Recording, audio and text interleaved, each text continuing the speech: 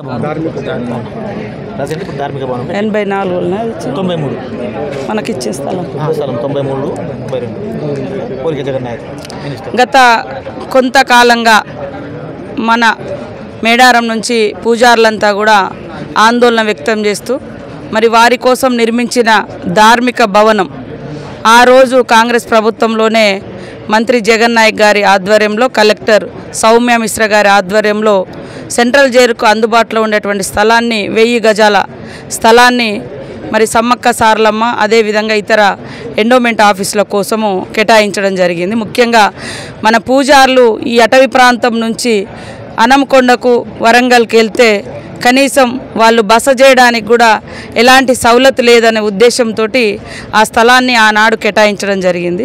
రాను రాను కొంతమంది ఎంక్రోచ్ చేసి ఆక్రమించుకోవడం కోసం కన్నేసినప్పటికీ మరి ఇక్కడ నుంచి కూడా వీరు మేడారం నుంచి దాదాపుగా 70 కిలోమీటర్ల దూరంలో ఉన్నప్పటికీ మరి ఎప్పటికప్పుడు పర్యవేక్షణ చేసి ఆ స్థలాన్ని మరి రక్షించుకోవడం జరిగింది. కాలక్రమంలో ఇప్పుడు బిల్డింగ్స్ వేసి 3 ఫ్లోర్లుగా మరి నిర్మించుకోవడం జరిగింది. ఇప్పుడు కొంతమంది మరి వ్యక్తులు కావచ్చు, పూజారులు కావచ్చు, అంటే వేరే మరి వరంగల్కి సంబంధించినటువంటి వాళ్ళ భవనాలు వాళ్ళకున్నాయి, వాళ్ళని ఎక్కడ కూడా మేము విభేదించడం లేదు.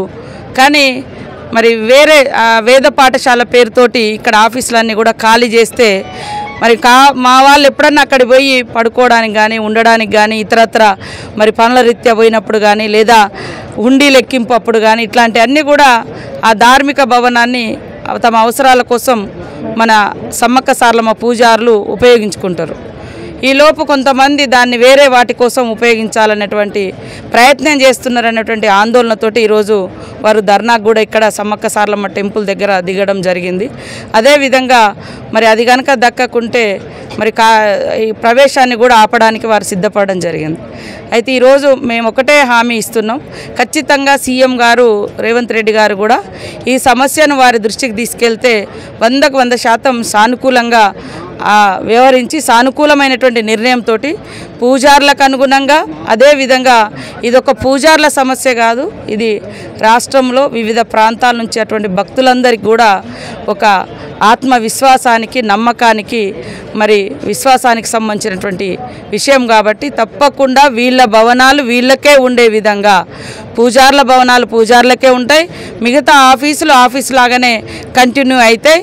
మిగతా ఏదైతే స్కూల్కి సంబంధించి చూస్తే వేద పాఠశాల అన్నప్పుడు టెంపుల్కి ఆవరణలో నిర్మిస్తే చాలా అద్భుతంగా ఉంటుంది.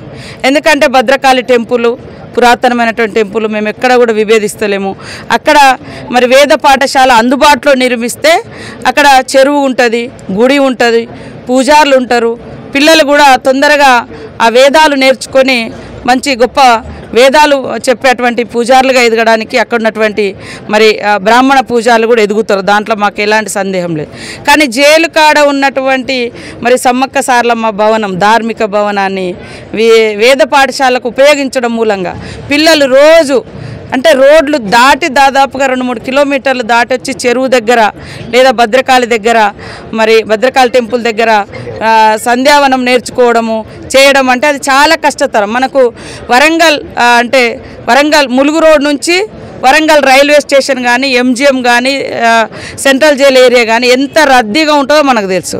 ఆ టైంలో మరి అటు ఇటు పిల్లలు దాటుతుంటే కూడా ఎంత ప్రమాదకరంగా ఉంటుంది.